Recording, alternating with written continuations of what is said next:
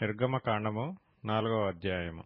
అందుకు మోషే, చిత్తగించుము, వారు నన్ను నమ్మరు, నా మాట వినరు, యెహోవా నీకు ప్రత్యక్షము కాలేదందురు అని ఉత్తరమియ్యగా, యెహోవా, నీ చేతిలోనిది ఏమిటి అని అతనిని అడిగెను. అందుకతడు కర్ర అనెను. అప్పుడాయన నేలను దాని పడవేయమనెను. అతడు దాన్ని నేల పడవేయగానే అది పామాయెను. అప్పుడు యెహోవా, నీ చెయ్యి చాపి దాని తోక పట్టుకొనమనగా, అతడు తన చెయ్యి చాపి దాని పట్టుకొనగానే అది అతని చేతిలో కర్ర ఆయెను. ఆయన దాని చేత, వారు తమ పితరుల దేవుడైన యెహోవా అనగా అబ్రాహాము దేవుడు, ఇస్సాకు దేవుడు, యాకోబు దేవుడు నీకు ప్రత్యక్షమాయెనని నమ్ముదురనెను. మరియు యెహోవా, నీ చెయ్యి నీ రొమ్మున ఉంచుకొనమనగా, అతడు తన చెయ్యి రొమ్మున ఉంచుకొని దాని వెలుపలికి తీసినప్పుడు ఆ చెయ్యి కుష్ఠము గలదై హిమము వలె తెల్లగా ఆయెను. తర్వాత ఆయన, నీ చెయ్యి మరలా నీ రొమ్మున ఉంచుకొనమనగా, అతడు తన చెయ్యి మరలా తన రొమ్మున ఉంచుకొని తన రొమ్ము నుండి వెలుపలికి తీసినప్పుడు అది అతని మిగిలిన శరీరం వలె ఆయెను. మరియు ఆయన, వారు నిన్ను నమ్మక మొదటి సూచనను బట్టి వినకపోయిన ఎడల రెండవ దాన్ని బట్టి విందురు. వారు ఈ 2 సూచనలను బట్టి నమ్మక నీ మాట వినకపోయిన ఎడల నీవు కొంచెం ఏటి నీళ్లు తీసి ఎండిన నేల మీద పోయవలెను. అప్పుడు నీవు ఏటిలో నుండి తీసిన నీళ్లు పొడి నేల మీద రక్తమగుననెను. అందుకు మోషే, ప్రభువా, ఇంతకు మునుపైనను నీవు నీ దాసునితో మాట్లాడినప్పటి నుండి అయినను నేను మాట నేర్పరిని కాను.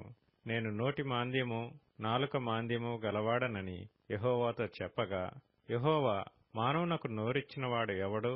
మూగవానినే గాని, చెవిటివానినే గాని, దృష్టిగలవానినే గాని, గ్రుడ్డివానినే గాని పుట్టించినవాడెవడు? యెహోవానైన నేనే కదా. కాబట్టి వెళ్ళుము, నేను నీ నోటికి తోడైయుండి నీవు ఏమి పలకవలసినది నీకు బోధించదనని అతనితో చెప్పెను. అందుకతడు, అయ్యో ప్రభువా, నీవు పంపతలంచిన వానినే పంపుమనగా, ఆయన మోషే మీద కోపపడి, లేవీయుడగు నీ అన్నయైన అహరోను లేడా? అతడు బాగుగా మాట్లాడగలడని నేనెరుగుదును. ఇదిగో, అతడు నిన్ను ఎదుర్కొన వచ్చుచున్నాడు. అతడు నిన్ను చూచి తన హృదయమందు సంతోషించును. నీవు అతనితో మాట్లాడి అతని నోటికి మాటలు అందించవలెను. నేను నీ నోటికి అతని నోటికి తోడైయుండి మీరు చేయవలసిన దానిని మీకు బోధించదను. అతడే నీకు బదులు జనులతో మాట్లాడును. అతడే నీకు నోరుగా నుండును. నీవు అతనికి దేవుడవుగా ఉందువు. ఈ కర్రను చేత పట్టుకొని దానితో ఆ సూచక క్రియలు చేయవలెనని చెప్పెను. అటు తరువాత మోషే బయలుదేరి తన మామయ్యైన యిత్రో యొద్దకు తిరిగి వెళ్లి, సెలవైన ఎడల నేను ఐగుప్తులోనున్న నా బంధువుల యొద్దకు మరలా పోయి వారింకా సజీవులై ఉన్నారేమో చూచెదనని అతనితో చెప్పగా, యిత్రో క్షేమముగా వెళ్ళుమని మోషేతో అనెను.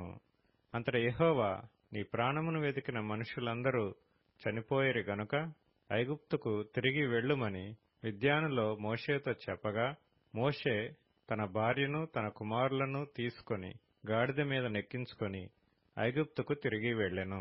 మోషే దేవుని కర్రను తన చేత పట్టుకొని పోయెను. అప్పుడు యెహోవా మోషేతో ఇట్లనెను, నీవు ఐగుప్తునందు తిరిగి చేరిన తరువాత చేయుటకు నేను నీకిచ్చిన మహత్కార్యములన్నీయు ఫరో ఎదుట చేయవలెను సుమీ. అయితే నేను అతని హృదయమును కఠినపరచెదను, అతడు ఈ జనులను పోనీయడు. అప్పుడు నీవు ఫరోతో, ఇశ్రాయేలు నా కుమారుడు, నా జ్యేష్ఠపుత్రుడు, నన్ను సేవించున్నట్లు నా కుమారుని పోనిమ్మని నీకు ఆజ్ఞాపించుచున్నాను. వాని పంపనొల్లని ఎడల, ఇదిగో నేను నీ కుమారుని, నీ జ్యేష్ఠపుత్రుని చంపెదనని యెహోవా సెలవిచ్చుచున్నాడని అతనితో చెప్పుమనెను. అతడు పోవు మార్గమున సత్రములో యెహోవా అతనిని ఎదుర్కొని అతని చంప చూడగా, సిప్పోరా వాడిగల రాయి తీసుకొని తన కుమారునికి సున్నతి చేసి అతని పాదముల యొద్ద అది పడవేసి, నిజముగా నీవు నాకు రక్త సంబంధమైన పెనిమిటి వైతివనెను. అంతటా ఆయన అతనిని విడిచెను. అప్పుడు ఆమె, ఈ సున్నతిని బట్టి నీవు నాకు రక్త సంబంధమైన పెనిమిటి వైతివనెను. మరియు యెహోవా మోషేను ఎదుర్కొనుటకు అరణ్యములోనికి వెళ్ళుమని అహరోనుతో చెప్పగా, అతడు వెళ్లి దేవుని పర్వతమందు అతన్ని కలుసుకొని అతని ముద్దు పెట్టుకొనెను. అప్పుడు మోషే తన్ను పంపిన యెహోవా పలుకుమన్న మాటలన్నిటినీ ఆయన చేయనాజ్ఞాపించిన సూచక క్రియలన్నిటినీ అహరోనుకు తెలిపెను. తరువాత మోషే అహరోనులు వెళ్లి ఇశ్రాయేలీయుల పెద్దలనందరినీ పోగు చేసి యెహోవా మోషేతో చెప్పిన మాటలన్నీయు అహరోను వివరించి జనుల ఎదుట ఆ సూచక క్రియలను చేయగా జనులు నమ్మిరి.